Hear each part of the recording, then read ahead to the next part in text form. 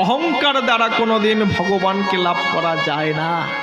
ভক্তমণ্ডলী, ভক্তিমতী মায়েরা, আচ্ছা মায়েরা বলুন তো, ভগবান শ্রীকৃষ্ণ কত বছর বয়সে দেহত্যাগ করেছিলেন? মায়েরা বলুন, ভগবান শ্রীকৃষ্ণ কত বছর বয়সে দেহত্যাগ করেছিলেন? কত বছর বয়সে? 125 বৎসর বয়সে ভগবান শ্রীকৃষ্ণ দেহত্যাগ করলেন। আর যখনই দেহত্যাগ করলেন, ধর্মশূন্য পৃথিবী হয়ে গেল, কৃষ্ণ শূন্য পৃথিবী হয়ে গেল। যেখানে ধর্ম নাই সেখানে দুঃখ, কষ্ট, জ্বালা যন্ত্রণা ছাড়া আর কিছুই নাই। কৃষ্ণ চলে গেছে, কৃষ্ণ চলে গেছে 125 বৎসর বয়সে। নারদ মুনি ভাবলেন কৃষ্ণ শূন্য পৃথিবীর অবস্থাটা কি, ধর্ম শূন্য পৃথিবীর অবস্থাটা কি, আমি একবারে নিজ চোখে পর্যবেক্ষণ করে দেখে আসি। বিনা বাজাতে বাজাতে সমগ্র পৃথিবী পর্যবেক্ষণ করছে নারদ মুনি। কেমন করে? হরে মোরারে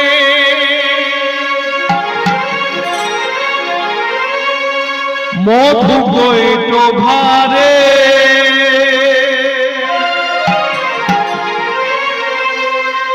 গোপাল গোবিন্দ মুকুন্দ সৌরে, হরে মুরারে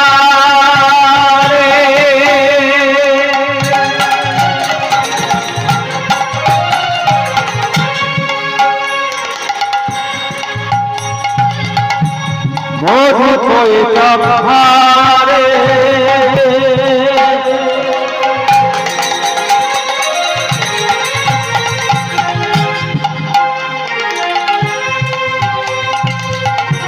গোপাল গোবিন্দ মুকুন্দ সৌরে, হরে মুরারে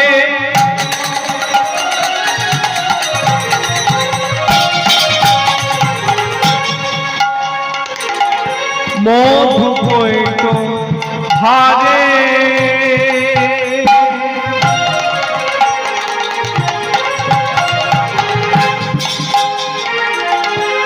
গোপাল গোবিন্দ মুকুন্দ সৌরে, হরে মুরারি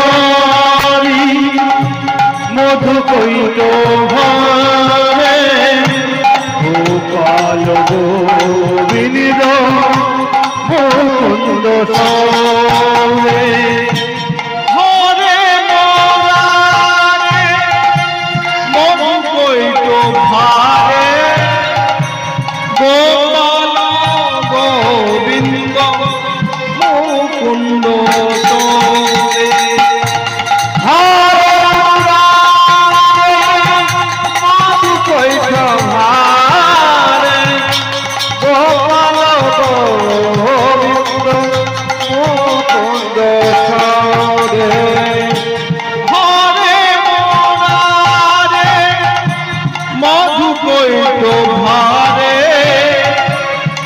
গোপাল গোবিন্দ মুকুন্দ সৌরে, হরি মুরারি মধু বৈঠ ভারে, গোপাল গোবিন্দ মুকুন্দ সৌরে, হরে মুরারে মধু বৈঠ ভারে, গোপাল গোবিন্দ মুকুন্দ সৌরে, হরে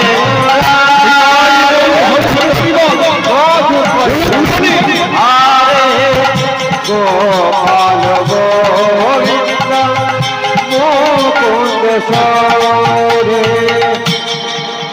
বিনা বাজাতে বাজাতে সমগ্র পৃথিবী পর্যবেক্ষণ করে নারদ মুনি বিশাল একটা পাহাড়ের উপরে বসে আছে, মুখটা অন্ধকার করে বিষণ্ণ বদনে। হঠাৎ সেই জায়গায় উপস্থিত হলেন ব্রহ্মার চতুষ্পুত্র চতুষ্ষণ সনক সনাতন আদি। চারি ভাই জিজ্ঞাসা করল, নারদ এমন বিষণ্ণ বদনে বসে আছো কেন? নারদ বললেন, হে জ্যেষ্ঠ ভ্রাতা, কৃষ্ণ শূন্য পৃথিবীর অবস্থাটা কি, ধর্ম শূন্য পৃথিবীর অবস্থাটা কি আমি নিজ চোখে পর্যবেক্ষণ করতে গিয়েছিলাম। গিয়ে যা দেখলাম তাতে আমার মাথা ঘুরে যাচ্ছে, আমি পাগল হয়ে যাচ্ছি। শুধু ভাবছি এই কলির মানুষকে আমি উদ্ধার করব কিভাবে। বলে, কি দেখলে? বলে, আমি প্রথমে গিয়েছিলাম বর্ণের শ্রেষ্ঠ ব্রাহ্মণদের বাড়ি। জগৎগুরু জগন্নাথ, তীর্থের গুরু কাশী, বর্ণের গুরু ব্রাহ্মণ, ব্রাহ্মণের গুরু সন্ন্যাসী, সন্ন্যাসীর গুরু অবধূত, অবধূতের গুরু বৈষ্ণব গোসাই, আর বৈষ্ণবের গুরুকে বা তা আজও লেখা হয় না। তাহলে বর্ণের শ্রেষ্ঠ ব্রাহ্মণ, তাই তো? আর এই ব্রাহ্মণের জন্ম হয়েছিল ভগবানের বদন থেকে। ওই জন্য আগে ব্রাহ্মণদের মুখে আগুন জ্বলতো, জানেন?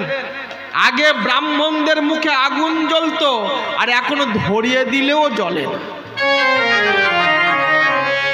কি গো? সেই ব্রাহ্মণদের বাড়ি গিয়ে দেখলাম অধিকাংশ ব্রাহ্মণ সমাজ তারা সব অনাচারী হয়ে গেছে। কেন? এরা ত্রিসন্ধ্যা গায়ত্রী জপ করে না, মাছ মাংস খায়, পেঁয়াজ রসুন খায়, আবার মাঝে মাঝে চুল্লুও খায়।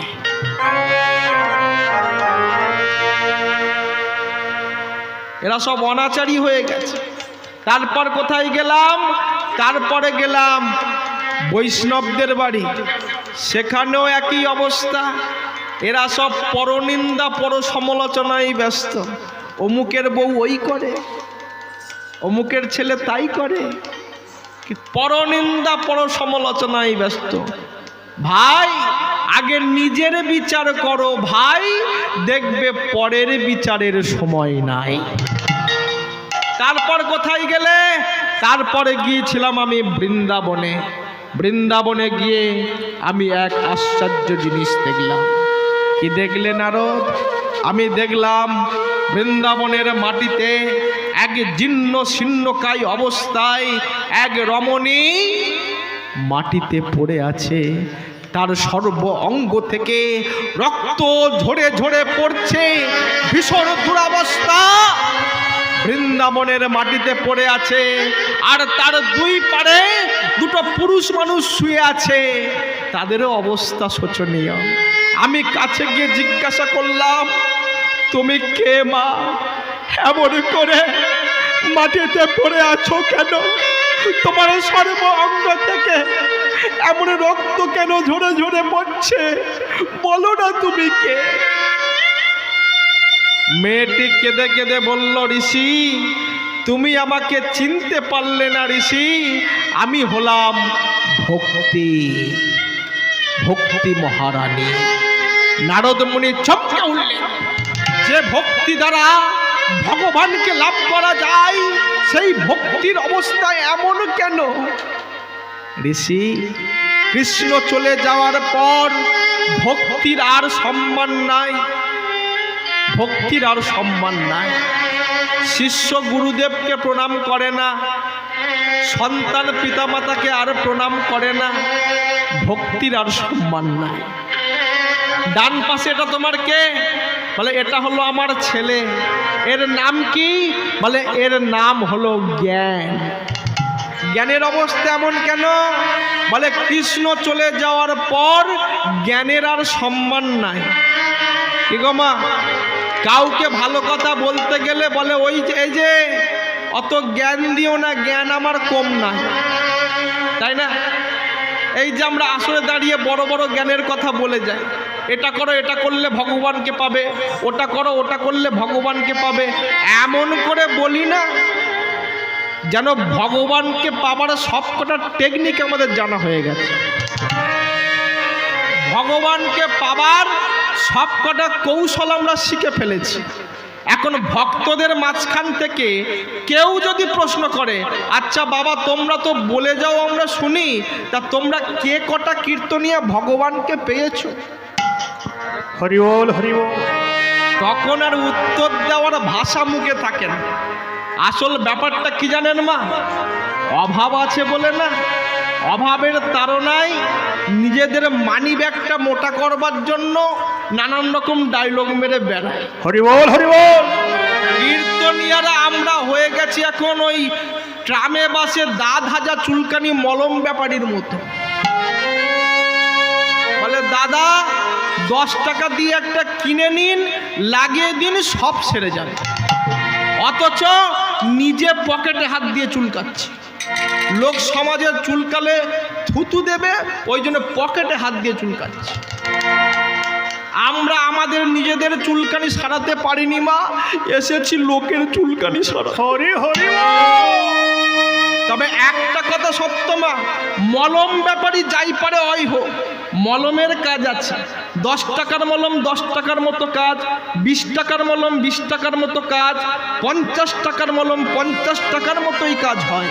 তদ্রূপ আমরা কীর্তনিয়ারা যাই পারে হই না কেন, আমরা যে সমস্ত মলমগুলোর কথা বলি না, এসব দামি কোম্পানির মলম, রামায়ণ কোম্পানির মলম, গীতা কোম্পানির মলম, ভাগবত কোম্পানির মলম, এ কাজে লাগবেই। আরে বাবা আমরা যাই পারে হই না কেন, মলমগুলো দামি কোম্পানি না। হরি হরি বল। জ্ঞানের সম্মান নাই। বাম পাশে এটাকে বলে এটা আমার ছেলে, এর নাম কি? এর নাম হলো বৈরাগ্য। এর অবস্থা এমন কেন?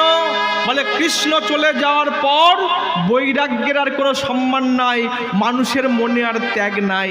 নিজের সামান্য স্বার্থ সিদ্ধির জন্য আমরা একটা মানুষ হয়ে একটা মানুষকে ক্ষতি করতে দ্বিধাবোধ করি না।